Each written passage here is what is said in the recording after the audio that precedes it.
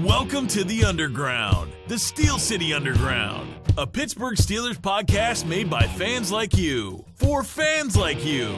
Now, here's your host, Joe Kuzma.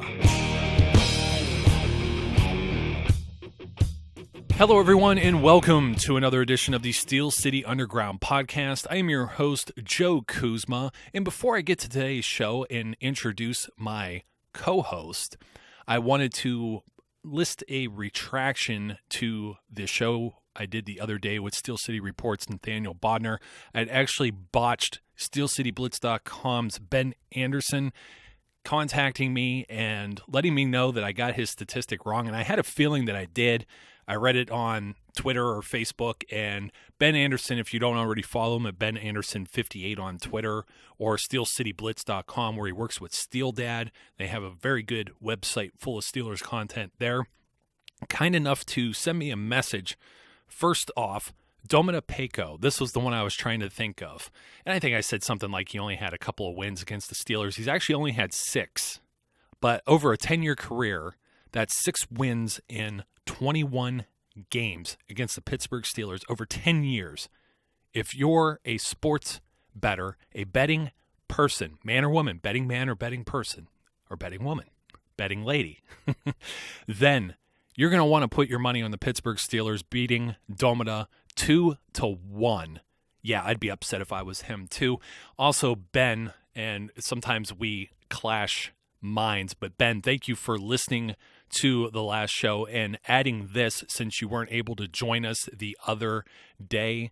He wanted to let us know that the Ratbirds, specifically the stat that Nate had put out, he says it's misleading.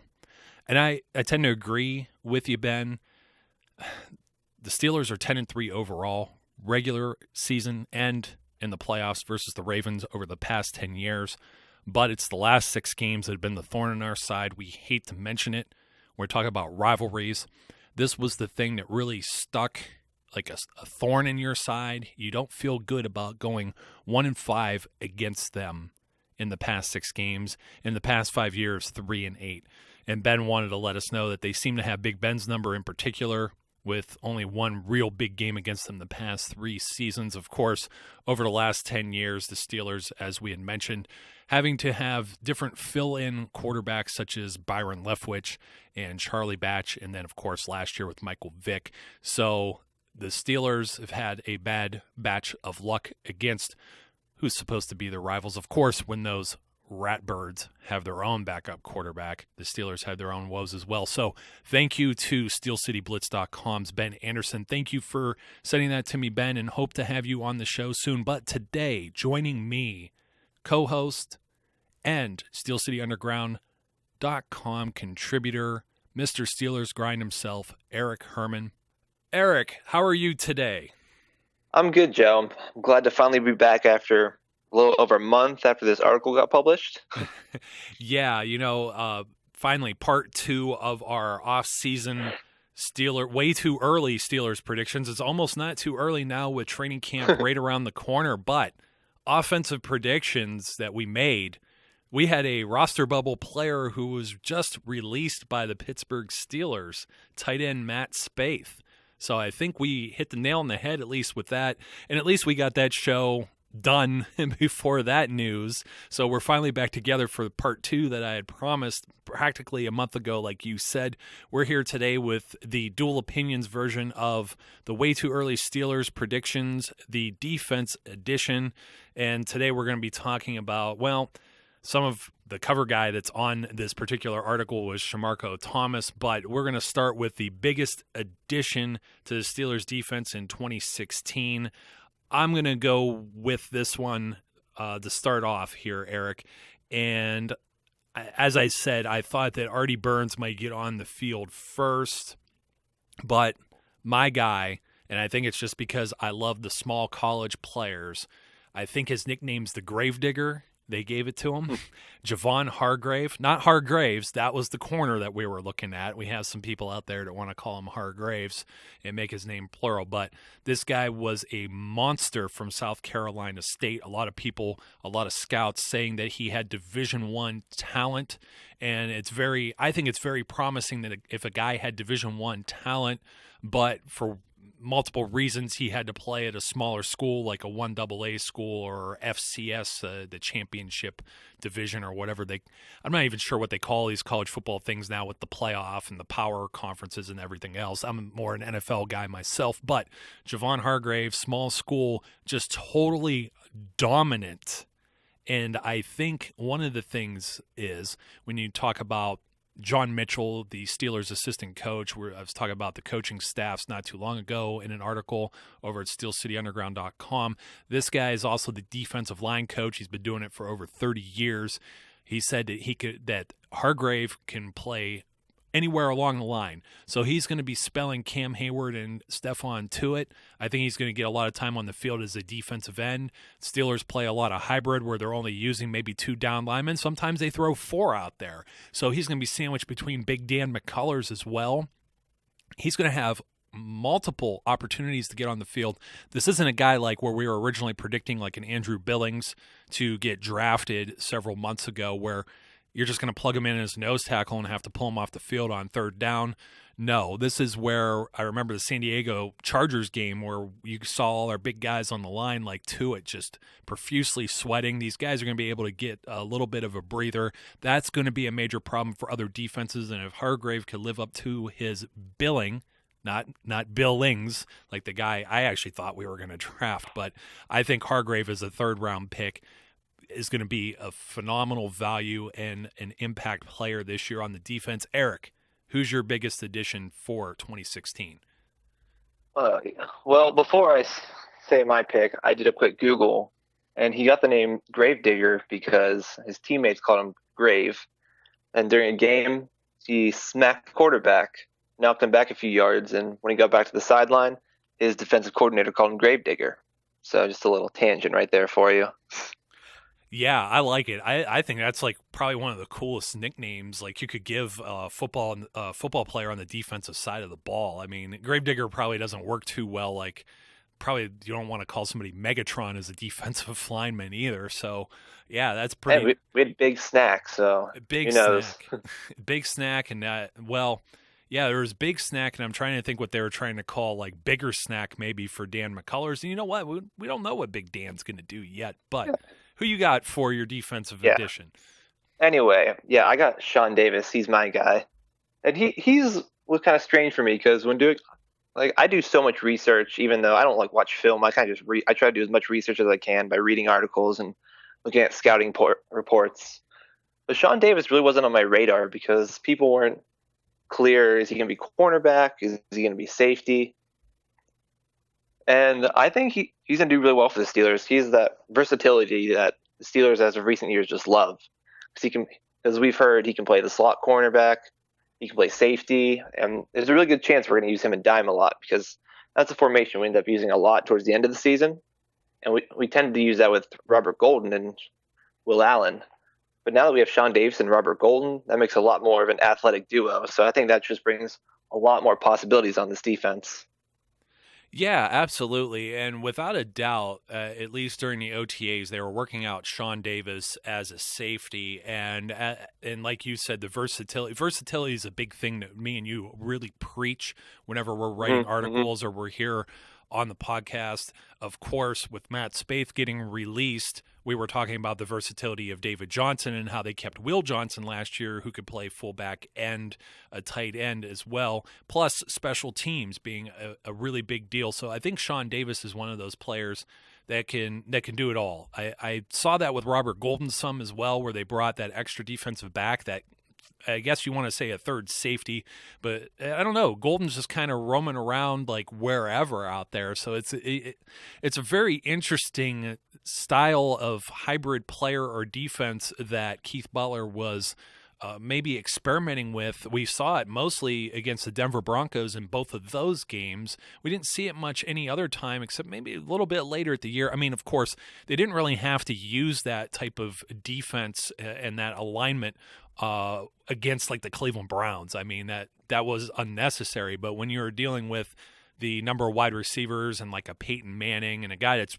a quick release and hard to get to, of course, Sean Davis is. I really like Sean Davis. I'm kind of tripping over my words here because I don't necessarily disagree with you. And, I don't disagree with you either. I mean, we're both great players, and we're both clearly really excited for them. Yeah, and Sean Davis, I really like. I mean, like I said, Artie Burns could be on the field day one too, but I think Sean Davis has maybe the quicker path to be a starter. But I'm still not. What do I want to say? I still don't want to undersell like Robert Golden either.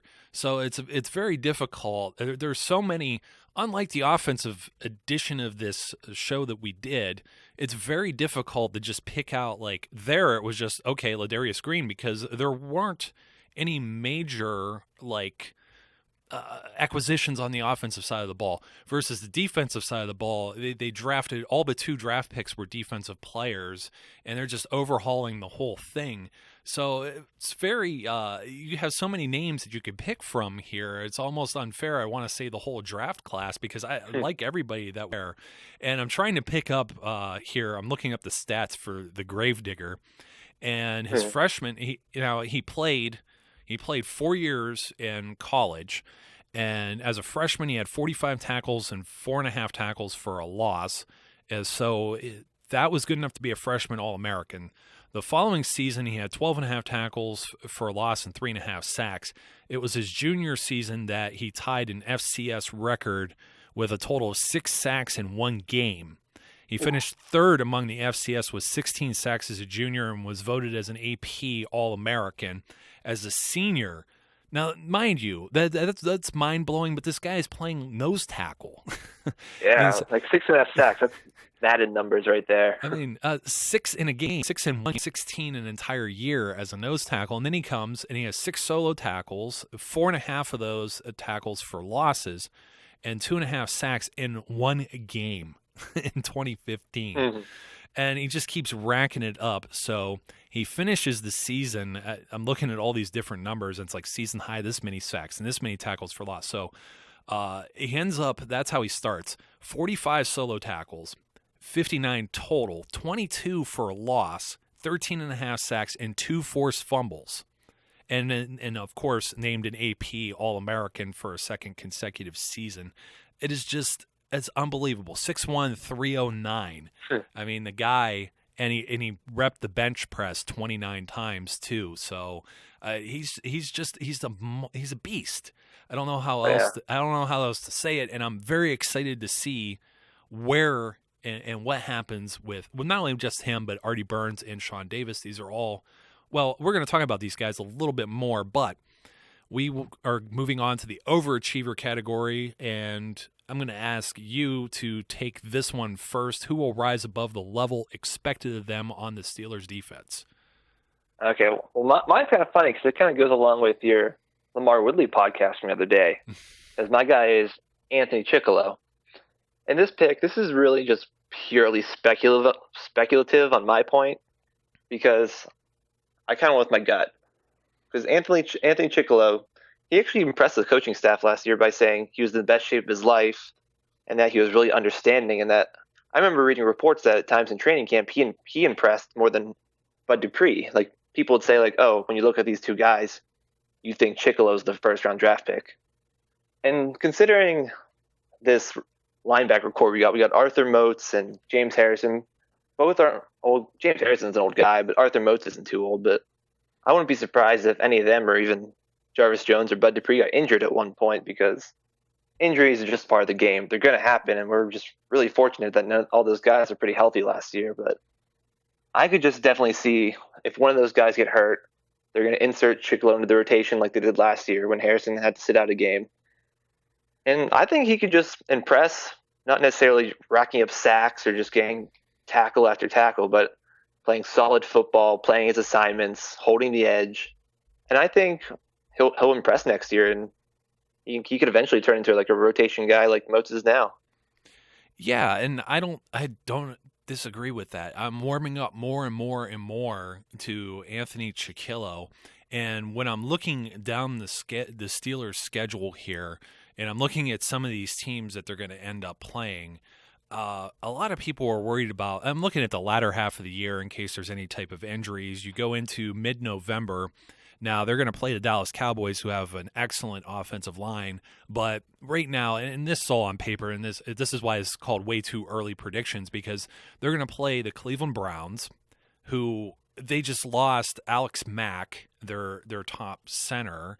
They're going to have a second-year guy that they drafted high last year, Cam Irving, maybe step into that spot. Trying to think, they had also lost, I think they lost 2 guys on that offensive line already, which doesn't bode well for a quarterback like RG3, who's already been banged up, Josh McCown, who has an injury history. I mean, it's very likely that the Browns go to their third-string quarterback by the time the Steelers meet them twice in the latter half of the season, November 20th and then on New Year's Day. We could see Anthony Chiquillo in a game like that, especially if it gets out of control. Also getting out of control, the last 2 years the Steelers have played, the Indianapolis Colts have been absolute just shootouts, and you could see something similar happening there. New York Giants, I mean, now Eli Manning with Ben McAdoo as the offensive coordinator last year, his turnover ratio went down, his sacks had gone down. That's why Ben McAdoo was brought in basically like Todd Haley was. Only difference is now changing of the guard. Tom Coughlin gone as the head coach. Ben McAdoo moves to the head coach. Will we see that to continue? So the Giants, maybe something there. You never know. Buffalo Bills, Cincinnati Bengals, and then, of course, the Baltimore Ravens trying to retool with their offensive line there. That latter half of the year, we'll see. Chiquillo might work himself in, and I don't want to discount any of these teams that are on here and saying this too early, but I have been warming up to Anthony Chiquillo. My guy, even though I did say I felt Sean Davis could be a day one starter, it was still Robert Golden, because Robert Golden's the guy who won a bunch of reps last year.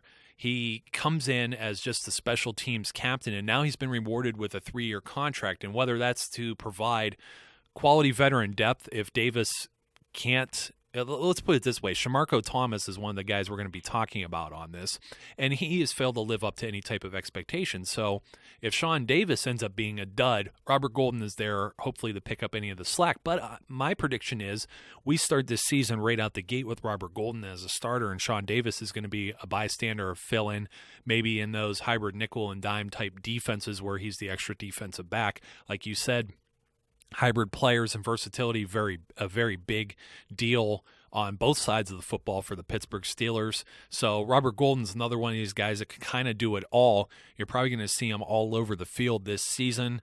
I do think that Robert Golden has an opportunity to overachieve anyone's expectations. Now, my underachiever, the one I think that isn't going to live up to the expectations placed by the fans. I'm not going to say the coaching staff, because I think the coaching staff already knows who James Harrison is and what he is at this stage in his career. He is now 38 years old. He's still saying he had to contemplate coming back this year. And now we're already hearing that he might want to play next year too. There's rumblings of that. This guy, he's playing volleyball with medicine balls. He's throwing around the 45-pound plates like they almost look like, I don't know, you ever see these movies where they're plastic and these actors are throwing them up in the air, or they're filled with air. They're like balloons. This is real life, and this guy makes it look like it's a toy in the weight room.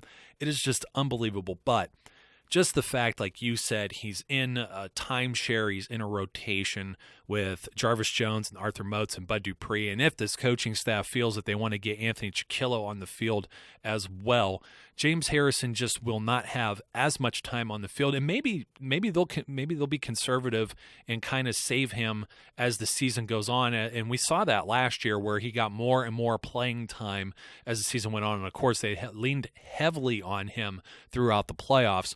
So I'm just going to say, you know what, I don't expect 10 sacks out of James Harrison. I don't expect like 40, 50 tackles or anything of that nature.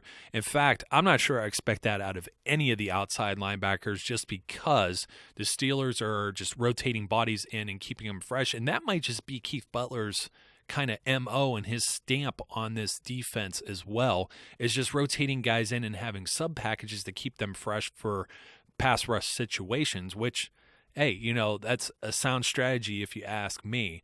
But you had someone else on your underachiever list, and as I say, the Yinzers are going to Yins. They probably don't like that I picked James Harrison. Hopefully you could at least rationalize my logic. I want to hear how you're going to defend the guy that you pick as the underachiever this year. Oh, I'm going to get lots of Yins in here. I know it. So my guy is Bud Dupree, and I chose him not because I think he's going to have a bad year. I think he's going to have a good year, maybe a really good year. But I'm not convinced he's going to come out the gate and just be a dominant pass rusher like a lot of people want him to. And I mean, we all knew how he was coming out of college. We knew he was an athletic freak and that he was super raw. That's what everyone knew. And that showed when he played because, like, if you look at his sacks, a lot of them were just, he'd get around the guy and his athleticism would just allow him to keep going and eventually just get to the quarterback. It wasn't him beating his man. It was just him not giving up and just playing hard and getting to the quarterback, which there's nothing wrong with. But when you do that, it limits how many sacks you can get. And I just feel like we're going to see improvement. We're going to see him have more pass moves. We're going to see him have better conditioning, be smarter in coverage. But I just think he's probably 1 year away from just dominance. Because even players like Cam Hayward, he's dominant now, but it took him about 3 seasons to get there. And James Harrison took him 5 years or some rough number like that to get to his like prime playing level. Yeah, and then you know what? That's kind of just a whole trend in the Steelers organization overall. We saw that same thing many, many years ago with Chad Brown as well. And then Chad Brown just like, you know, comes out of nowhere and is a monster. And of course they end up losing him, and they couldn't afford to keep all of the linebackers they had at that particular time. They lose him to the Seattle Seahawks, and he has one of the few guys that left Pittsburgh and went on to still have a prosperous career afterwards. Usually the Steelers are pretty smart, and they seem to know who to cut the ties with early, you know, maybe a year early instead of maybe sometimes keeping a player too late. And they've been guilty of both, but usually when someone leaves Pittsburgh, they don't necessarily have the most, what do you want to say, fruitful career like a Mike Wallace. So the linebacking core, sometimes it takes a little bit of time for them to catch on, and we are going to be talking about that in our next segment of this particular way too early defensive predictions, and that would be which Steeler is on the hot seat, which defensive player is under the most pressure to perform this season. Eric, you have an interesting name here. Well, the guy I went with is Ross Cockrell. And kind of like I said with Bud Dupree, I'm not trying to talk crap about Cockrell and say he's a bad player. My reasoning for this is the Steelers have kind of been stocking up on cornerback lately because we have Artie Burns, we got Senquez Golson, we have Duran Grant, but I mean, who knows about him? And the Steelers, they signed Ross Cockrell to just a 1 year deal this year. And I think if they were really impressed with him and loved him, they would have secured him for the long-term deal. But I mean, because they just signed a 1 year deal, I think they're kind of still waiting to see how he turns out.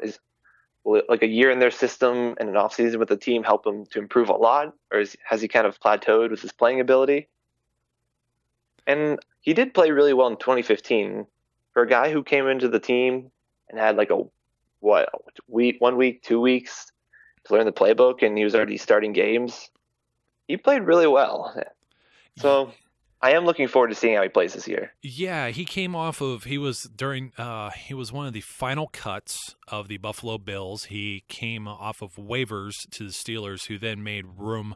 I'm trying to remember who was released in order to make room for Ross Cockrell. I think it was B.W. Webb. You might be right. It was. I remember there was a big competition. It was B.W. Webb or Kevin Fogg. Who's it going to be? And neither of them make it. Yeah, and that's so odd. I was just working on a piece that will probably be out for any of the listeners when you're listening to this right now, on Jordan Berry and the whole punting situation. And that happened very similarly a few years ago with training camp, where two punters were fighting for this, for this job. And then it turns out that neither one of them end up making it. They cut both for the horrible Zoltan Metzko, who... The name's Zoltan, though. The name's Zoltan. Such a Pittsburgh name. Yeah, you can't go wrong. And it's funny, and I doubt that my buddy from the pro wrestling ranks is listening to this, but I was talking about studio wrestling. I actually tweeted Ron Cook from the Fan Morning Show, because in his show yesterday he was talking about studio wrestling and mentioned a bunch of old names like Bruno Sammartino and George the Animal Steele, and he mentioned some guys that were pretty much just Pittsburgh legends but didn't make it out of the Western Pennsylvania regional circuit as far as on the national scene like a Bruno did. Like Bruno's like trying to bring up a name like a Joe Montana or Terry Bradshaw in the NFL. He's just a legendary pro wrestler. For those of you maybe WWE or wrestling fans, you may have heard of a guy named Lord Zoltan, who is also one of those Pittsburgh wrestling legends that's been doing this for nearly 40 years. So there's another Zoltan. Whenever I hear the name Zoltan, I'm thinking of that. But yeah, BW Webb, similar fashion, BW Webb and Kevin Fogg, and they're both fighting on it, and everybody, people like me and you are writing about it and getting all hyped up, and these are going to be our guys, and these are underdogs, we're pulling for them, and then Ross Cockrell just comes in out of nowhere, and he gets significant amount of playing time, and Pro Football Focus actually had him ranked very high. I want to say he was as high as like 25 or 26. He was in the top 30 of the corners in the NFL in the rankings. So was Brandon Boykin, believe it or not. Like, he was around 23, if memory serves me correctly. And actually, these guys, I want to say both of them are ranked near or ahead of Aqib Talib, of all people, believe it or not. So I don't know how they came about those charts and graphs. They're out there. I believe I may have even had them in a very early article from earlier this year about fixing the secondary, because that was the major concern after the Steelers exited the playoffs. But yes, Ross Cockrell, I'm high on him. I agree with you. It's one of those one-year prove-it deals. Just hopefully, if he is utilized and he is a very solid, consistent, and good player, that it doesn't end up one of these things where like Bryce McCain had a very good year on a one-year deal and then you can't afford him because he's commanding a high dollar in free agency. So that becomes the one concern. Then you're looking at, well, now we need another corner again. But of course, Senquez Golson, Artie Burns, William Gay can't play forever either, but William Gay secured also a 3-year contract. Is like 3-year contracts for everyone. It's like watching an episode of Oprah. You get a 3-year contract, you get a 3-year contract. Everyone gets 3-year contracts, but not my pick on the hot seat. In fact, he was declined his 5th-year option from being a first-round draft pick. It's kind of, I was explaining to someone the other day, it's kind of like almost like a franchise tag to get a first-round drafted player for an additional season. However, it would have commanded over $8 million for a player who certainly hasn't lived up to $8 million a year, and that is Jarvis Jones.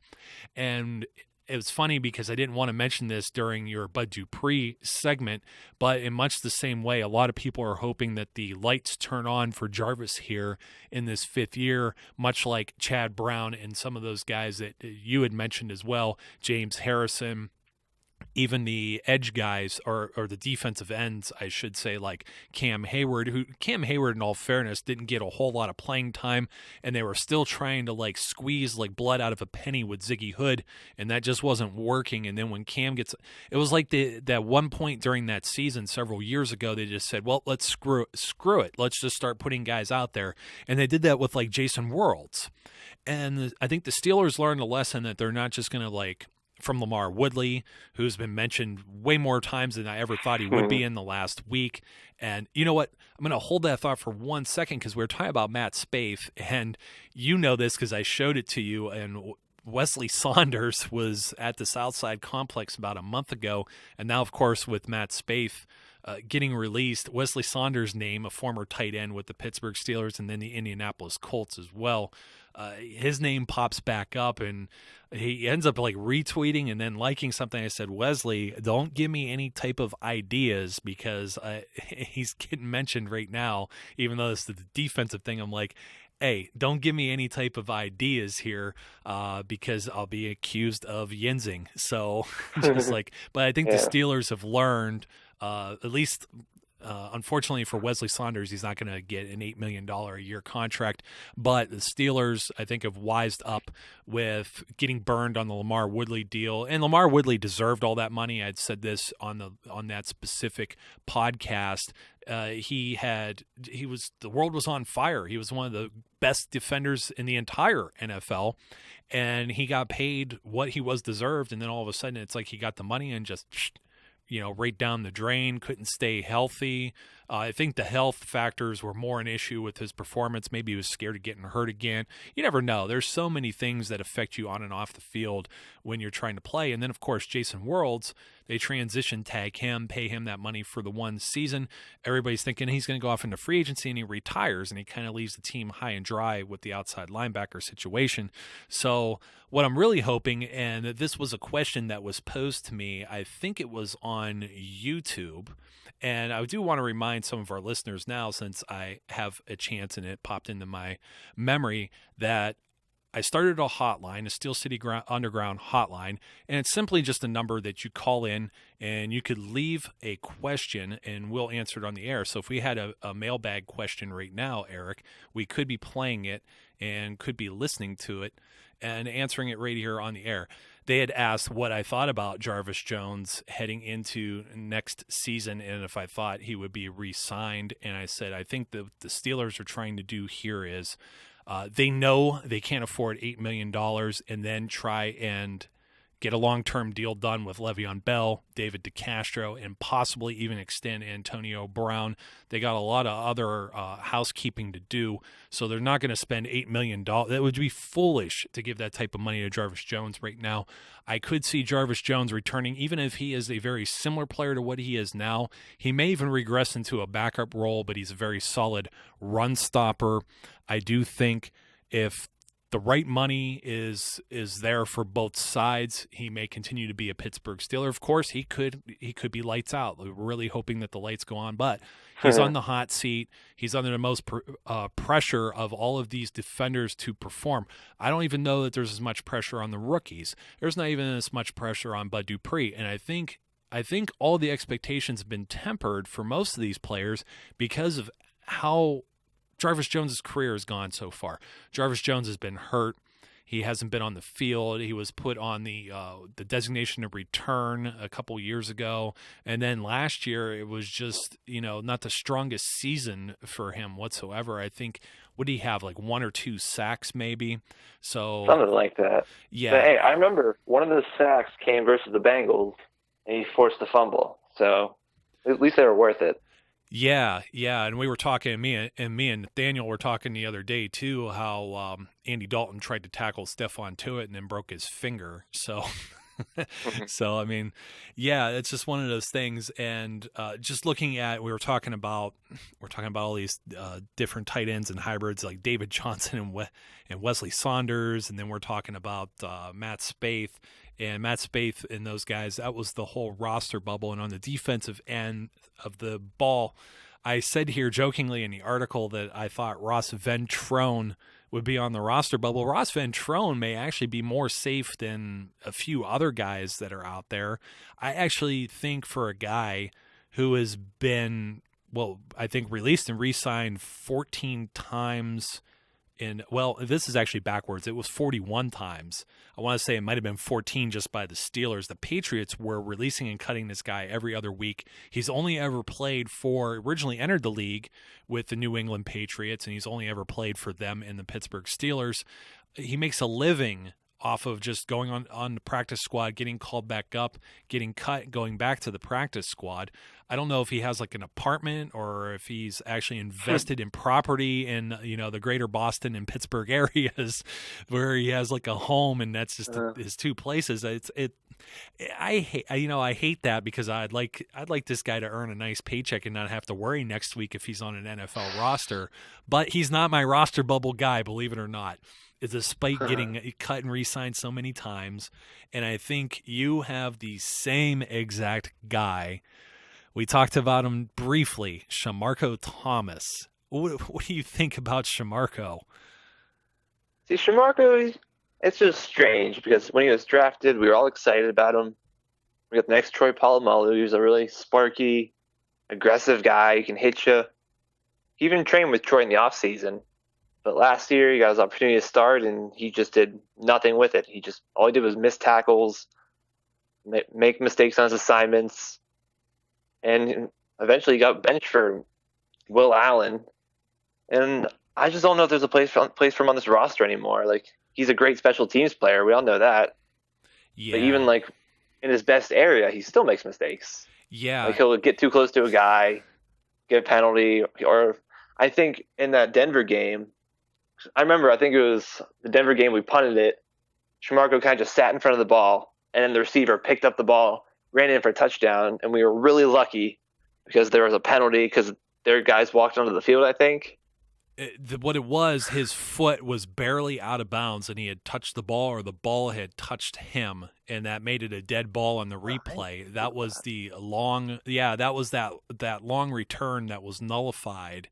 And that was like the one good thing that happened. And you know what? I had these notes, and I don't have them currently with me. But I said I'm gonna pull up maybe one or two clips of some good Shamarko Thomas highlights. Aside from, you were talking about, he was working out with Troy Polamalu. He was thought to be the heir of Troy Polamalu. Every opportunity has been given to him. He heads into the preseason, and even in that Hall of Fame game, he looked lost. And then we talked about how you have to cut your teeth. You have to be able to play special teams, too. It was one of the reasons you said that Lamar Woodley would not be a fit for this team. We both feel that there could be 10 or 11 linebackers that are retained on this roster. So this is where we're thinking Shamarko Thomas is on the chopping block, because if they decide Ross Van Troen's more valuable because he could play special teams and Shamarko can't, there may not be a spot for an extra safety. I think Shamarko just makes it, just based on the numbers game, that he would have to be beat out by an undrafted guy, somebody that's basically like a walk-on under the 90-man roster that nobody would think would have a shot right now. Maybe like a Jordan Dangerfield that, he's been on the practice squad off and on over the last year or so. Still, I don't see it. I think the Steelers, it's weird because, you know what, I thought the same thing with Dree Archer, and they canned him early last season, and I thought they're not ones to really, they're committed to their draft picks, they're not ones to admit their mistakes, but they cut ties with Dree Archer. Shamarko Thomas last year, now with the Steelers, there's two different penalties on the special teams. There's like interference to catch, and then there's one other one, I can't think of the exact word for it, but they both have to do with interfering with a return man. And the Steelers committed 3 of those penalties last year. And there's only 2 actual penalties that are called by the officials. And Shamarko Thomas committed both varieties of that penalty, and he committed the one twice. And as I think it was your quote that said, Mike Tomlin is a stickler for disciplined football, and we're really surprised that Shamarko Thomas was even still on the roster at this point. And then, of course, the one good thing that he did do, I'm not even sure that he intentionally did it, where he was standing out of bounds and we just happened to get, it's like one of those dumb luck things where he just happens to be there. So the other thing you had mentioned, too, was the departure of Terrence Garvin and Sean Spence, to back up linebackers, guys that were actually very solid special teams contributors. Spence played an awful lot of special team snaps. Actually, Shamarko, I think, played the second most to Robert Golden last year, believe it or not. So he was out there quite a bit. There were a few tackles. I saw this in doing my analysis for the Jordan Berry and the punting game and special teams. So I will dig up listeners, you got to look for either the Vines or look on Facebook and Twitter. Look for these videos. Also put them on the Daily Steelers Grind, named after Eric here. Maybe I'll put them on one of those. I'm going to find those Shamarko Thomas highlights. So last but not least. There's actually one guy. He's a very known name. There's a guy I'm rooting for. It's Ray Vinipal. He's a safety on our 90-man roster. And I kind of have some hometown bias here because he went to Pitt, and I mentioned on my Twitter I go to school in the city of Pittsburgh, and I was at the Pitt game a few years ago when they played Notre Dame and they upset them, and that was an amazing game. And I think Ray Vinipal got 2 interceptions that game. And I don't know actually how good he is or how he's done, so I'm kind of just rooting for him because I've seen him play and I've seen him win. So it's a little bit of hometown bias there. There's hometown bias here. He actually went to high school at Youngstown Cardinal Mooney, which is where I live. It's about 5 minutes down the road. No, not even joking with you. And actually, my day job, one of my bosses is a coach for the baseball team there. So he's very connected with the whole there's a long lineage of football that goes on there. And most people, this would blow your mind, and most people would buy a ticket to this if they even knew it existed. But they just got done doing like a bocce tournament over the 4th of July weekend, and they always have guys in there like Kirk Herbstreit, and they have the Stoops brothers, like the Oklahoma coach, and Bo Pelini, who's now the coach at Youngstown State, but from Nebraska.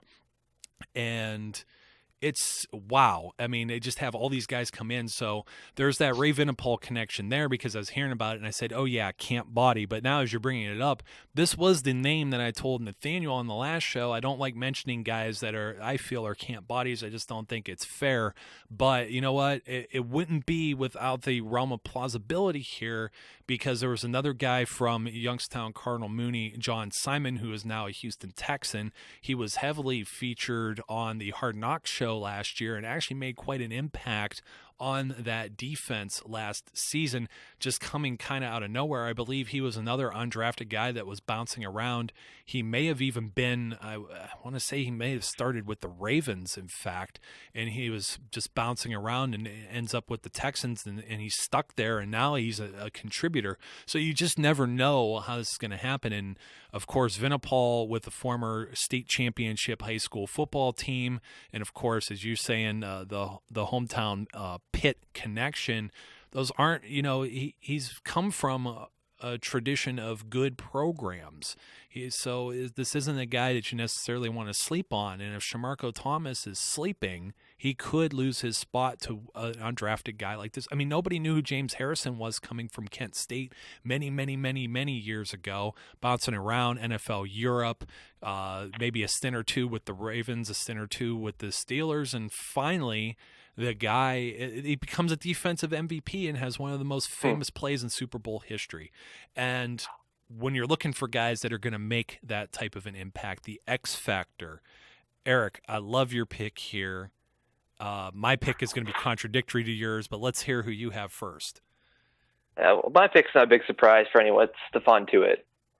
And anyone who watched Steelers last year, they knew Stephon Tuitt played great last year. He ended up with 6 or 6.5 sacks. I'm not sure what exactly the exact number it is, but he got that. He got an interception against that play you mentioned earlier with Andy Dalton, where he got that interception and he tried to tackle him and Dalton broke his thumb. And he's just displayed so much talent this time here. He has the athleticism. He has the above-the-neck play that Tomlin loves. And I just really see him taking a big jump like Cam Hayward did and going into his 3rd year. Yeah. There's really no reason he can't. He's showed all the potential. He's shown all the work ethic. He's shown all the smarts.